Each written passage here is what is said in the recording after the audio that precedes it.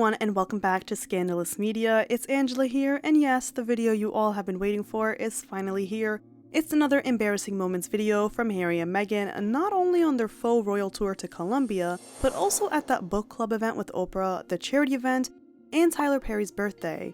Anything Harry and Meghan do is usually accompanied by some embarrassing moments since the two of them lack a lot of self-awareness. I also want to extend my gratefulness to you guys because I was feeling a little under the weather, so I wasn't able to record, so I appreciate your patience. I'm all good now, and I reviewed all the footage from their trip and their latest shenanigans, so I come to you with some hilarious content because if there's one thing Harry and Meghan do, it's make me laugh. There are video chapters available as always. Before we start, be sure to like and subscribe for weekly content. Check out our Harry and Meghan playlist, and without further ado, let's get started. Oprah's event. On September 7th, Meghan attended Oprah's book event where she took her opportunity to hold a mic hostage to play her favorite role, the victim. Alongside her usual word salad, she gave a speech complaining about her days with the royal family yet again. She said, "For me, sneaking to New York 5 years ago was a really big deal. I was still so uncomfortable being out in the world. The safety of what I was craving, I knew I could find in a bookstore."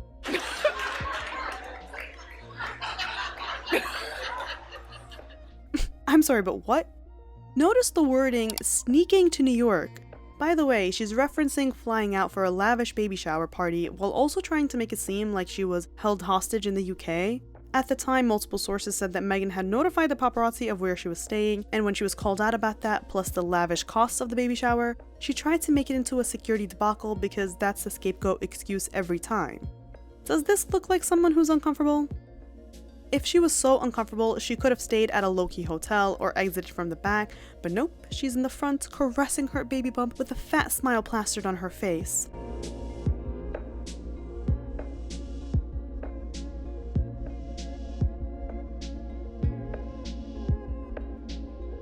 It was then reported that Meghan made a dash for the door and told guests, "I've got to make dinner for the kids." Yeah, the kids that no one sees. The only thing we see are them using other kids as props in Colombia, as I'll discuss later. I find it ridiculous how she said she was uncomfortable being left out in the world as a working royal because she's trying to paint this soft, sweet persona that will never work because there are multiple occasions of her gleaming with joy at the cameras, pushing in front of the late queen at engagements, pushing in front of literally anyone she can, clearing out the entire section at Wimbledon just because she can, and being called a dictator in high heels. The last thing she is uncomfortable. Maybe if she was uncomfortable, she'd have some shame. Take a look at this bizarre clip where Meghan gets thrown off guard by the mere fact of someone, Oprah in this case, walking in. The safety of what I was craving, I knew I could find in a bookstore. So I get the book, go to checkout, place it there at the counter. I get the book, go get the book. I mean, why does she get so flustered and annoyed? Not even the person who was there noticed Oprah walking in until Meghan's reaction. Place it there at the counter.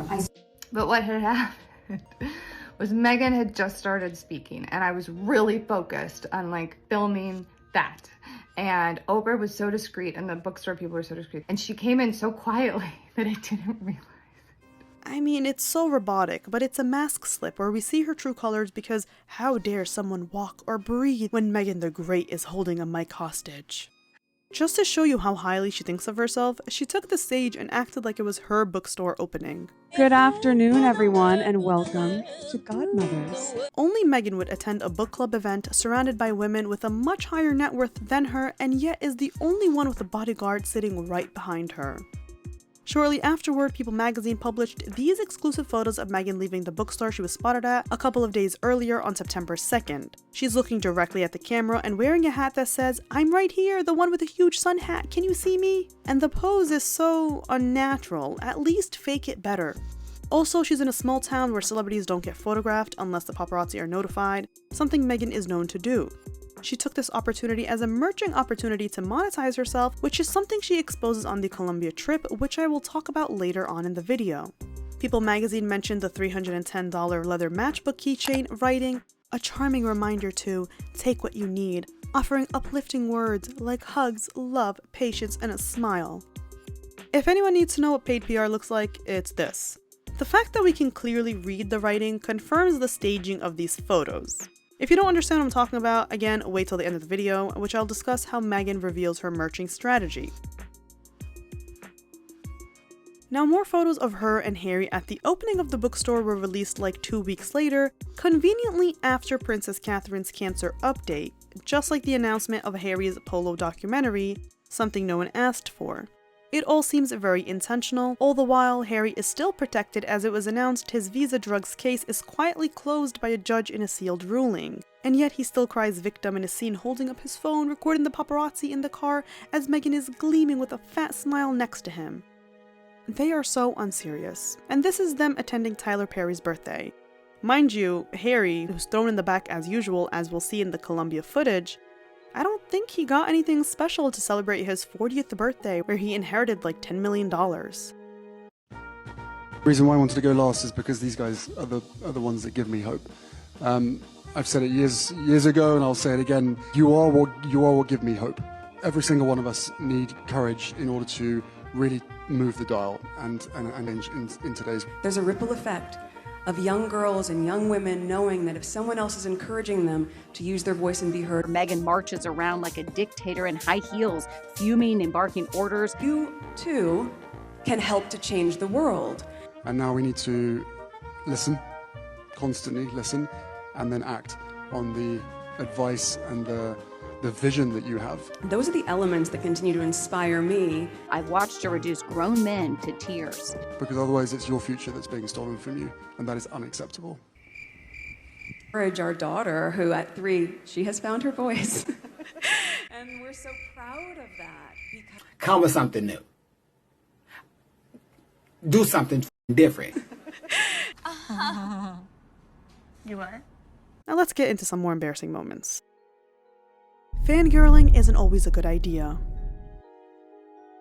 The idea of Meghan Markle has always been good, in theory. The idea that a mixed-race woman who married into a predominantly white royal family would be a new voice for change, modernization, yada yada yada. It's great and all, in theory. Once we start breaking down that theory and looking at the facts instead of the fairy tale life that she tried to feed even on Netflix, saying that she and Harry are a modern-day fairy tale, you start to realize that everything is a scam. Unfortunately, Vice President Francia Marquez got the memo too late. As I said in my other video about Harry and Meghan being delusional hypocrites, Francia invited them over because after watching their Netflix show, she was deeply moved and wanted to give them a chance to visit Colombia and allow Meghan to share her story. Don't laugh, just don't laugh. I don't believe that happened because nobody who watched Harry and Meghan on Netflix ever left with a good impression. If anything, I believe the show did more harm to their image than good because all we saw were 2 spoiled and delusional former working royals trying to convince the world that was going through quarantine and a pandemic that they were somehow victims. Blue eyes. Pleasure to meet you, Your Majesty. And the 50 or so lies they spewed in the 6 episodes which I covered didn't help their case. Plus, it took Miss Francia 2 years to reach out to them after their Netflix show. I don't buy it. Now, Vice President Francia Marquez is a Colombian human rights lawyer who became the first Afro-Colombian vice president in the country's history, as well as the second woman to hold that position. So I can see how, in theory, she would think that Meghan can somehow relate because Meghan likes to parade the first black woman to marry into the royal family card, despite not claiming her heritage before, and despite that not being true, except maybe in modern times. But I believe that Harry and Meghan's camp reached out to the vice president after touring Nigeria and wanted to plan their next move. Now, Francia probably saw that as good publicity and tourism for Colombia, and of course some personal publicity, so she extended the invitation. Journalist Nick Pisa brought up a good point, claiming that Francia is a controversial figure and the visit from the Sussexes could be used as a distraction from wider issues in the country. But nothing is more dangerous than welcoming Meghan in because it's like inviting a viper into your home. They're gonna suck you dry and leave you with a mess. Do you know who's learning that very well? Meghan and Harry's US staff. Had they learned from the staff back in the UK that got bullied and belittled to tears, they probably wouldn't have taken the job position because what you do to someone, you're most likely gonna do to another person. Faced with the prospect of a difficult meeting with the Duchess, people said things like, I feel sick, things like, I'm shaking, it's ridiculous. to one very high up source who works for the couple who said everyone is terrified of Meghan Markle. Meghan and Harry declined to comment for our story. I'm already working on a whole expose about everything that has to do with Meghan's bullying of staff and her and Harry's psychotic staff turnover. No shame in Colombia. They touched down in Colombia where Meghan wore this navy blue halter suit with Harry in a blue button-down shirt and a suit. And it didn't take long before Princess Diana was mentioned, and this again proves my point about the vice president being a fangirl. She told them that she admired Diana a lot. And unlike Meghan, I appreciate the fact that Francia didn't pretend to not know who Diana was and what she did. At a press conference earlier in the day, she was asked about Princess Diana planning a visit to Colombia shortly before she died in 1997. She said, "I think that Prince Harry being here today after that dream of his mom visiting this country is an opportunity to show the best of our nation, to show who Colombians are. We are people who in the midst of adversities do everything possible to give the best of ourselves." A dictator in high heels. This is ironic because Colombians weren't having it. One user tweeted that Meghan Markle is a failed Hollywood star, Harry is an insecure loser, and VP Francia is destroying Colombia with her laziness and ignorance. Another Colombian user pointed out that this is costing Colombians so much money in taxes while the children of Cauca and Chaco are dying of hunger. Another user writes, "I've seen several Sussex-friendly outlets claim that the British press is essentially running inflammatory headlines to deny the success of their visit to Colombia, and as a Colombian, I can say that this is not true. Their visit has largely gone unnoticed, and the few who have paid attention have done so to mock and question the purpose and benefit of the visit as well as its cost. Their visit will do nothing more than generate headlines that denigrate and insult the country by portraying it as a dangerous place." Colombians who were asked about Meghan and Harry either didn't know who they were or didn't care for them. One street trader said, "I know about your late queen, but I'm not familiar with these guys." And that is embarrassing. But it's not just locals who disapproved of their visit. A senior opposition politician in Bogota said they, Meghan and Harry, see cultural relevance and want to make an impact. Former Colombian Vice President Francisco Santos said, "I cannot understand for the life of me why they are here." The president of Colombia, Gustavo Petro, apparently refused to take part in what's being branded as the vice president's vanity project, and this was just the beginning. Security drama. Harry and Meghan had a security convoy of up to 15 cars, which is tone deaf for a couple that can't draw crowds.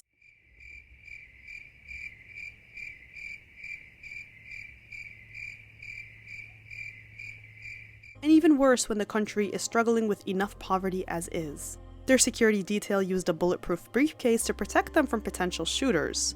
At each event they attended, this man, part of the local security detail, has been seen jumping out of a vehicle ahead of the two clowns holding the folding shield. Now, what's absolutely insane to me is that this was happening at a school with young children all around. So, are they actually in danger, or is this for show? If they are in danger, why put young children in harm's way? As we can see in the full photo, the protection is only offered to our delusional prince, but none for the children in the vicinity. To be fair, the security is upped because of actual concerns about the safety of the vice president, who has been the target of several assassination attempts, but wouldn't you say that this environment is surely dangerous for Meghan and Harry to be part of? And using their logic of Meghan could be stabbed or thrown acid on in the UK. A knife or acid, whatever it is, and these are things that are a genuine concern for me. It's one of the reasons why I won't bring my wife back to this country. Don't you think they should avoid Colombia if it's this dangerous that they need this much security? Or is security only used as a scapegoat excuse to funnel money from the taxpayer's pocket into the fill Meghan and Harry's ego vase? On the third day of their tour, they went to a Caribbean drumming school, and the most embarrassing part of it all was they had a police Black Hawk helicopter and a drone circling the sky while multiple roads were blocked off.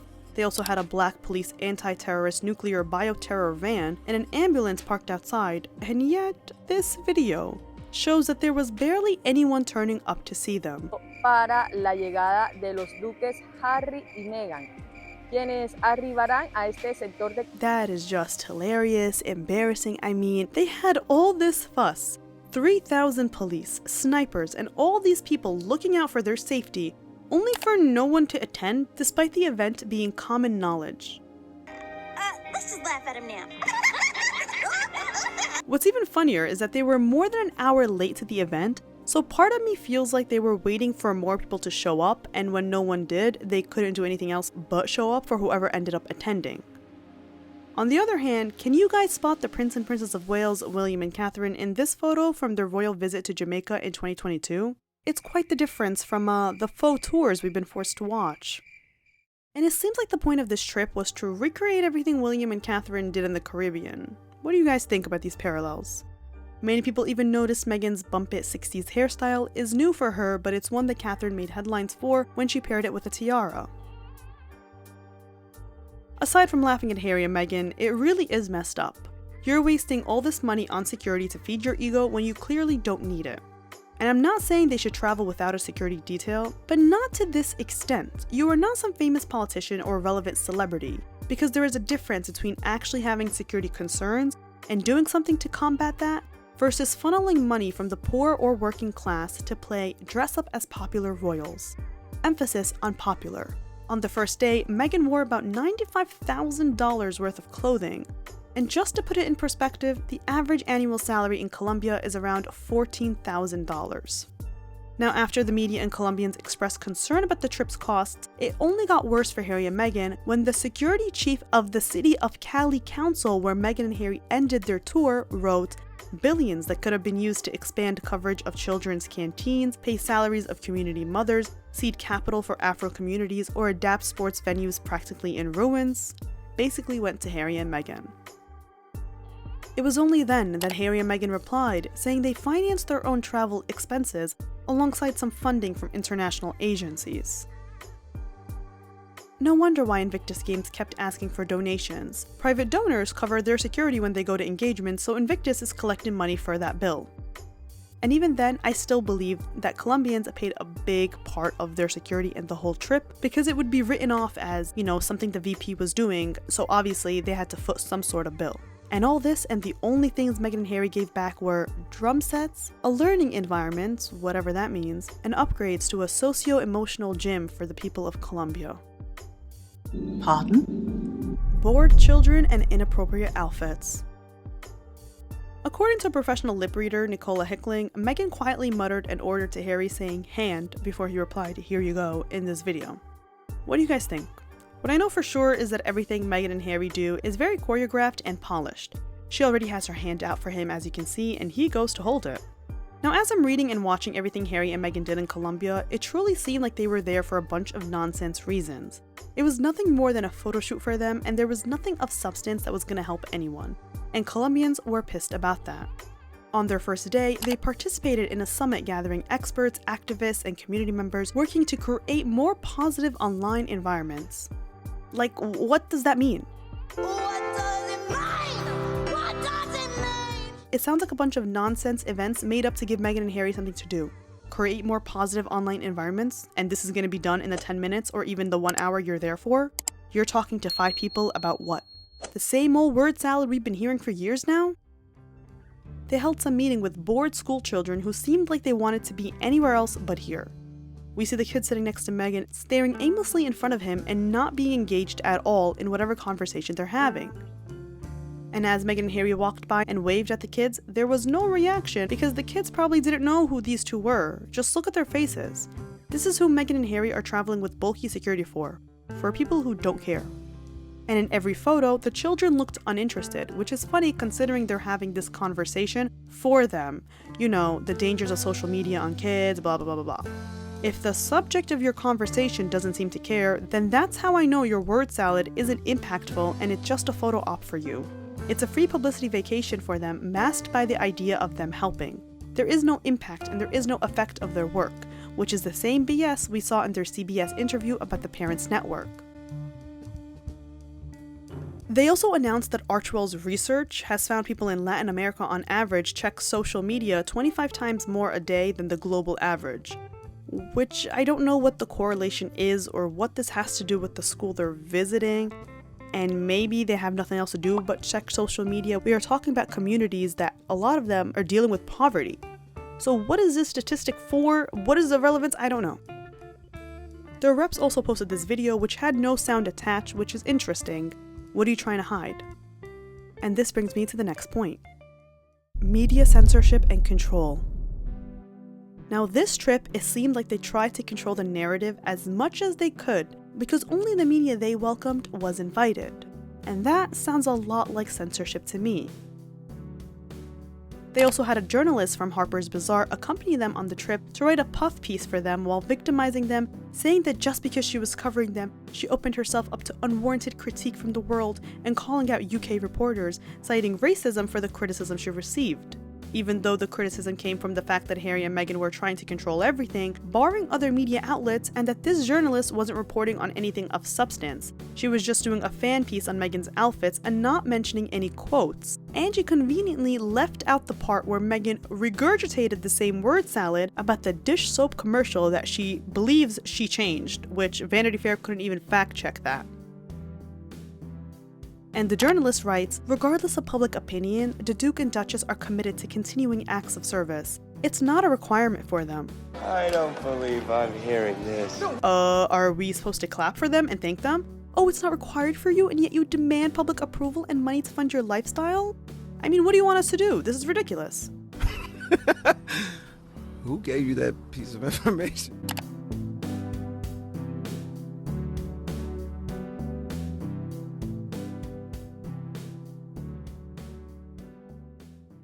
The Meghan Show. In this video, you see that Harry starts talking, but of course, Meghan dominates, which leads Harry to give her this annoyed look here.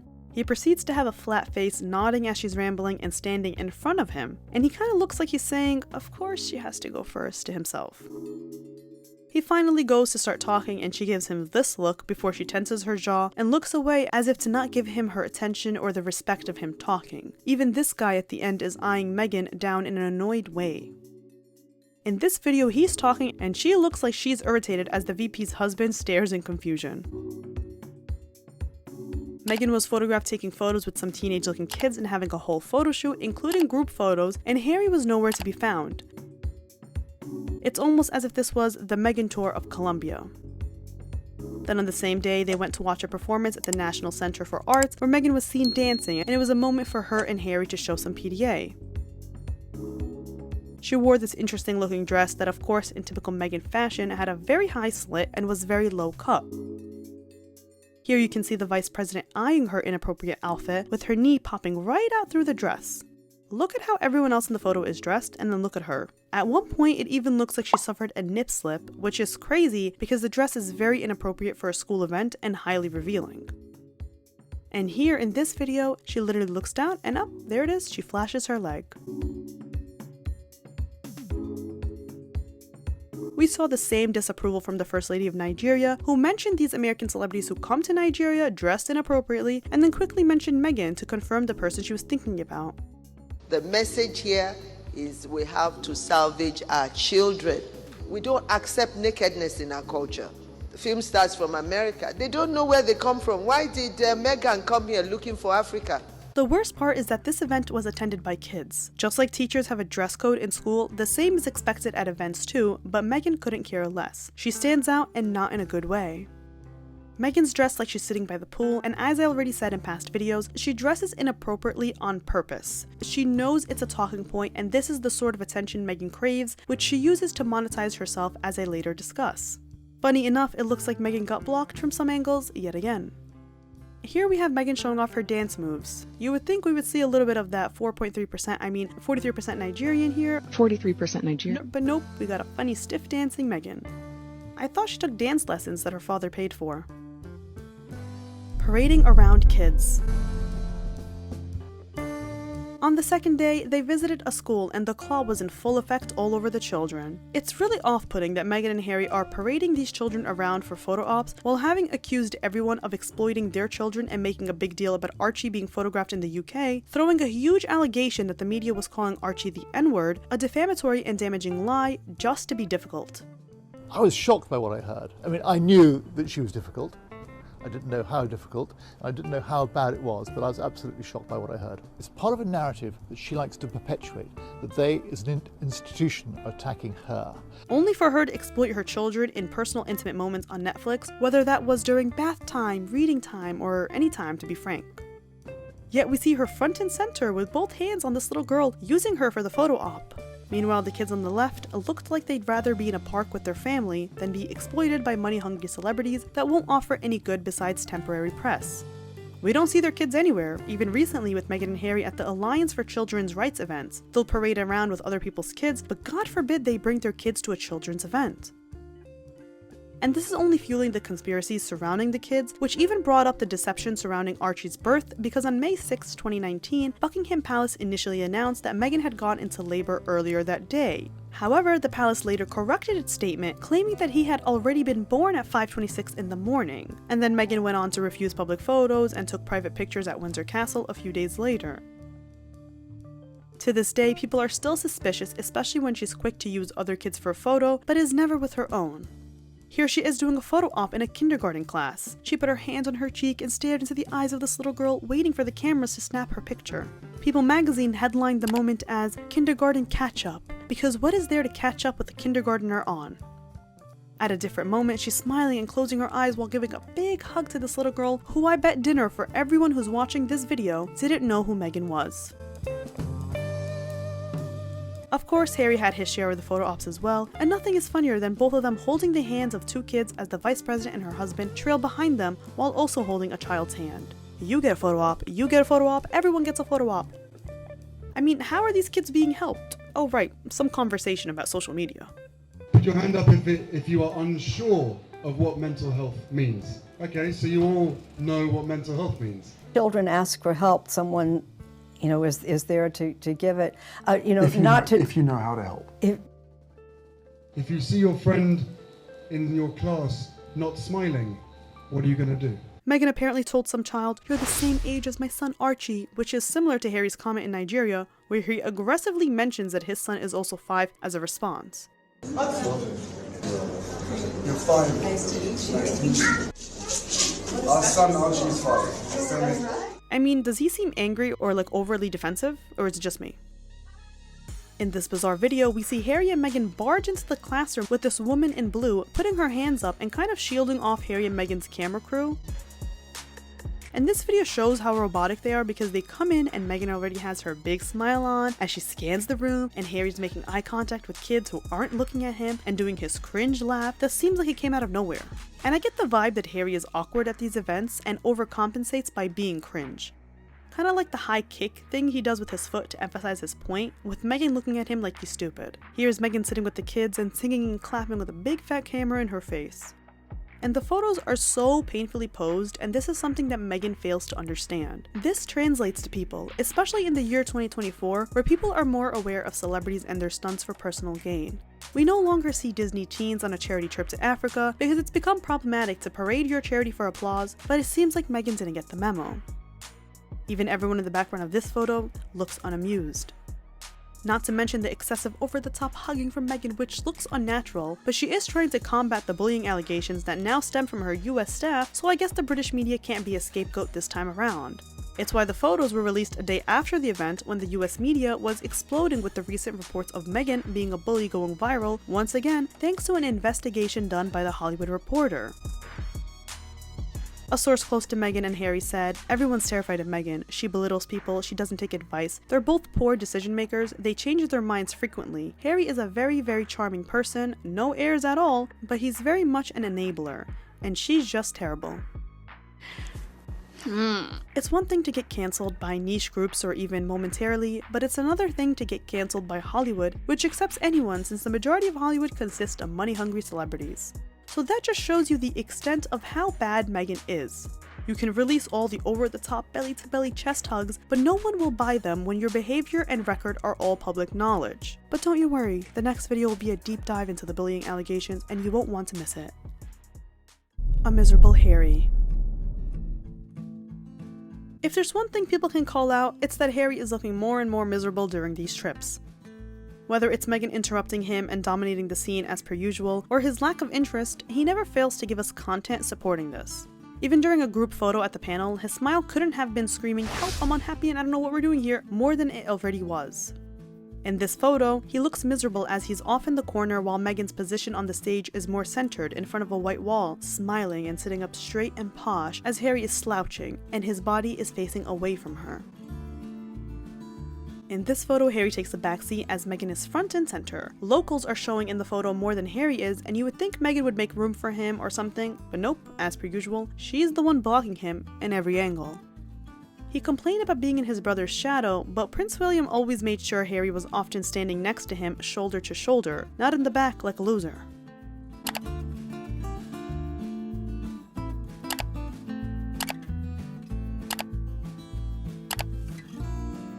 Or the way Meghan is double clawing him here as she forces a fake smile. I mean, she looks like she's in pain from forcing the smile as Harry tilts away from her and looks depressed.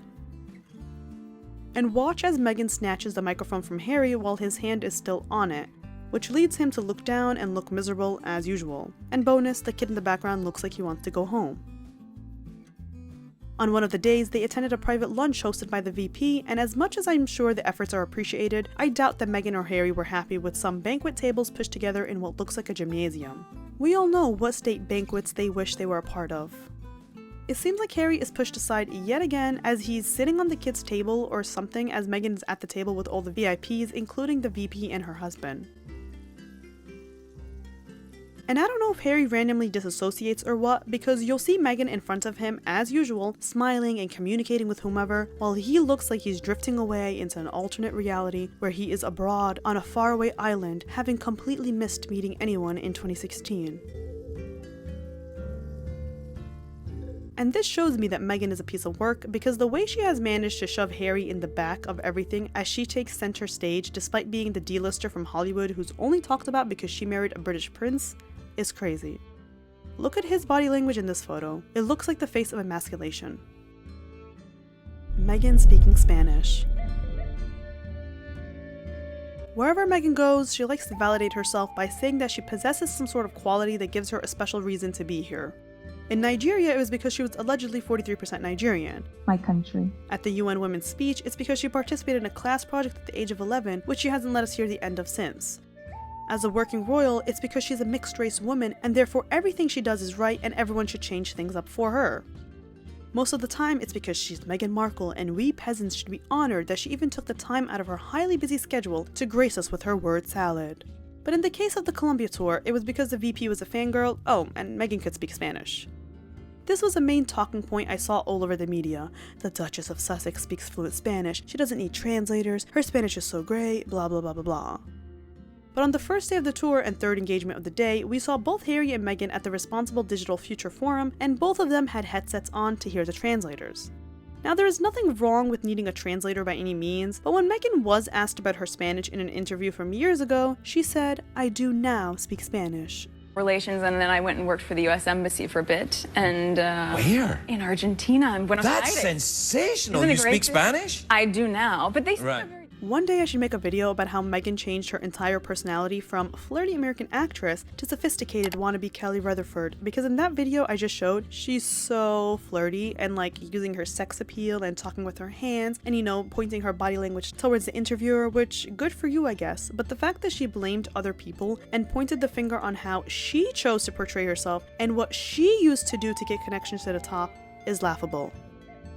Later on, she ended up saying a few phrases in Spanish and made a joke that, she got that over with. Hola. Muy buenas tardes. Me gustaría empezar en español, que estamos en su país, mi marido y yo, abrazo de Colombia. Y es increíble.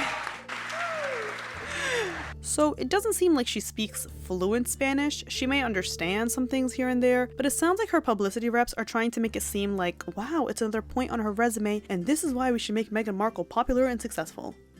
Also, notice how the translator that was present for Harry the day before suddenly disappeared and he was back to wearing a headset? This came after these photos emerged of Harry's body completely tilting toward the translator, with even his arm around the back of her chair. What do you guys think about this? More embarrassing moments. In this clip, she's regurgitated the same old clip about how being a mother is the most important thing to her, despite her actions saying otherwise, but notice how she looks down, tenses her jaw, and appears angry and annoyed at what she said. Her train of thought then comes to a stop and she says, "So?" For me, the most important place that I sit in the world right now is as a mother. It's another mask slip because she looks angry when she talks about being this alleged mother. And is anyone else tired of Meghan's same speeches she gives on this international world tour of delusion? She always repeats the same phrases, as this Twitter user points out. Through the lens, you see something wrong, you fix it, a seat at the table, women's voices can be heard, looks like you, talks like you, as a mother, and blah blah blah blah blah blah.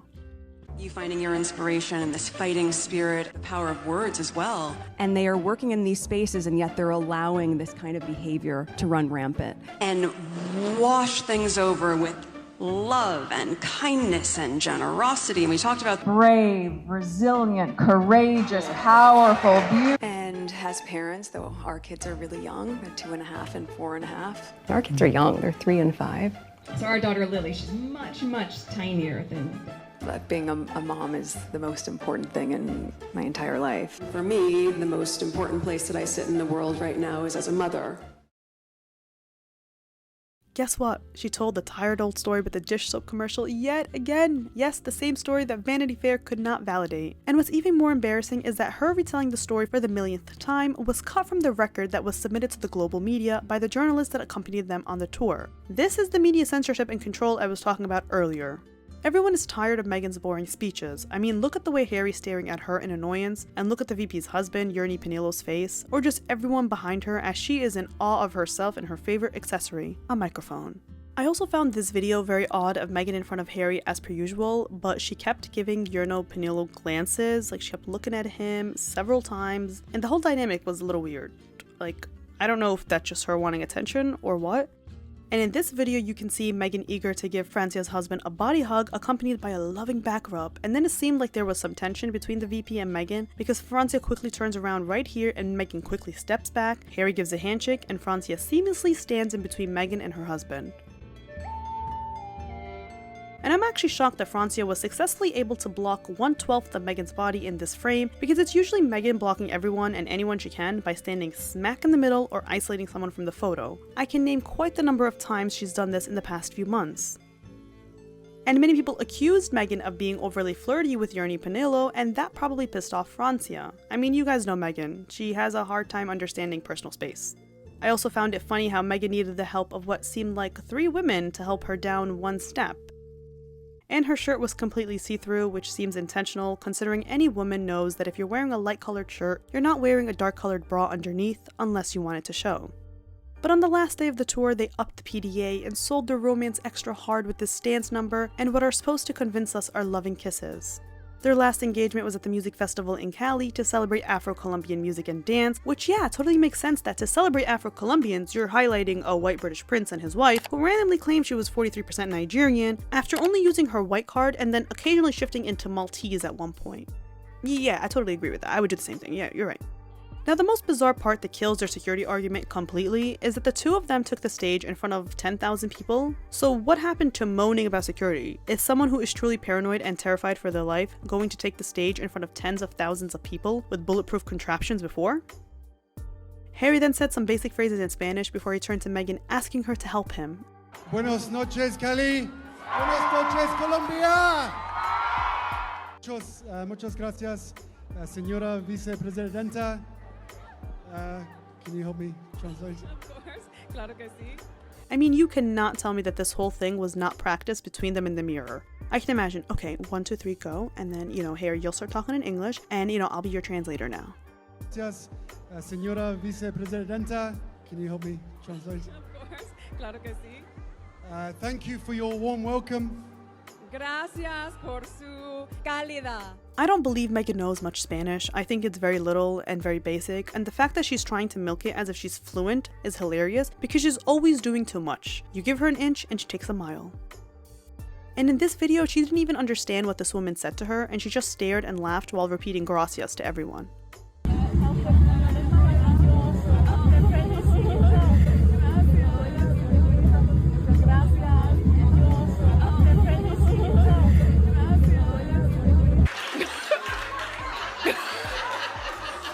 People magazine, aka their exclusive mouthpieces, wrote that they took the stage for their final event of the tour.